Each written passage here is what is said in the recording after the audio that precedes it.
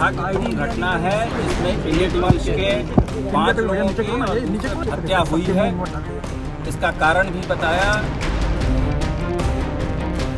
2 अक्टूबर का दिन यूं तो अहिंसा के पुजारी महात्मा गांधी के लिए याद किया जाता है, लेकिन इस साल 2 अक्टूबर को उत्तर प्रदेश के देवरिया में हिंसा और मौत का तांडव देखने को मिला। उत्तर प्रदेश के देवरिया में एक ही परिवार के 5 लोगों के जघन्य हत्याकांड ने सारे प्रदेश को दहला कर रख दिया है। 10 बीघे जमीन के लिए हुए इस विवाद में अब तक 6 लोगों की जान जा चुकी है। सत्यप्रकाश दुबे के परिवार के 5 लोगों की नृशंस हत्या हो गई, लेकिन उस परिवार का सबसे बड़ा बेटा देवेश भागवत कथा के कारण बच गया। दरअसल घटना वाली रात देवेश भागवत कथा कराने दूसरे गांव गया हुआ था। 2 अक्टूबर को ही उसके छोटे भाई अनमोल, जिसे प्यार से सब गांधी बुलाते थे, उसका जन्मदिन था। लेकिन जिस छोटे भाई के जन्मदिन की पार्टी होनी थी, वो अस्पताल में जिंदगी और मौत की लड़ाई लड़ रहा है। सीएम योगी भी गोरखपुर के बीआरडी अस्पताल में घायल अनमोल से मिलने पहुंचे। लेकिन सबसे बड़ा सवाल लोगों के जहन में ये उठ रहा है कि आखिर इतने बड़े हत्याकांड की असली वजह क्या थी। दोनों पक्षों की ओर से दावे किए जा रहे हैं। हम आपको देवरिया हत्याकांड की पूरी कहानी जो अब तक सामने आई है, इस वीडियो में बताने जा रहे हैं।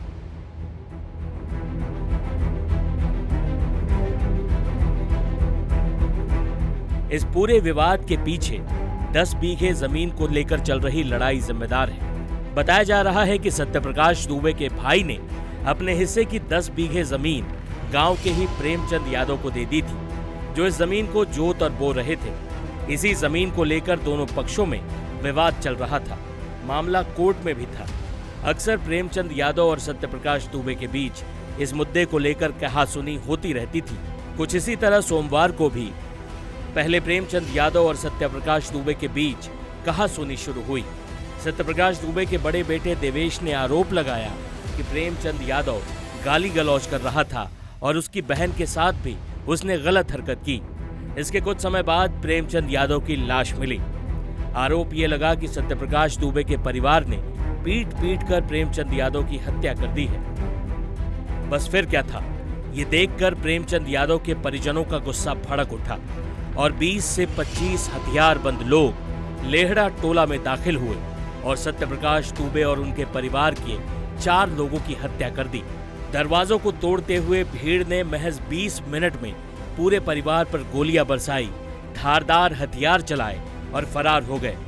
इस हमले में सत्यप्रकाश दुबे, उनकी पत्नी, 2 बेटियां और एक बेटे की मौत हो गई। परिवार का छोटा लड़का अनमोल उर्फ गांधी गंभीर रूप से घायल है, जिसका इलाज बीआरडी मेडिकल कॉलेज में चल रहा है। अपने माँ बाप, 2 बहनों और एक भाई की चिता को मुखाग्नि देने वाले परिवार के बड़े बेटे देवेश की बात सुनिए, जो सिर्फ इसलिए बच गया क्योंकि वो घटना वाले दिन भागवत कथा कराने दूसरे गांव गया हुआ था। आज जन्मदिन था, बोला भैया कि मेरे पास कुछ नहीं है, तो बोले कि ठीक है, तुम्हारे चलते मैं कथा में जा रहा हूँ, जो भी मिलेगा तुम्हारा जो भी खुशियाँ हैं तुम अपने लिए कर लेना। तो हमारा तुम्हारे लिए परिवार चला गया, लेकिन उनका परिवार नहीं बचना चाहिए। क्या चाहते हो, सरकार से क्या मांग? सरकार से यही निवेदन है कि उनको, उनके पूरे खानदान वालों को पूरी फांसी की सजा मिलनी चाहिए। और रह गई बात कि हमारे, ताकि जीवन में किसी के परिवार को आके उठा कर ताकि। दोनों पक्षों की तरफ से मुकदमा दर्ज कराया गया है।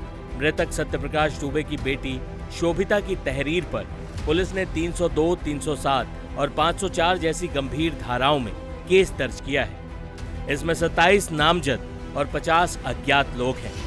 पुलिस ने अभी तक 14 लोगों को हिरासत में लिया है। आरोपियों के घर बुलडोजर एक्शन की भी तैयारी चल रही है।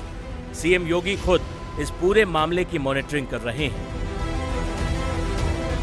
टाइम्स नाउ नवभारत डिजिटल की रिपोर्ट।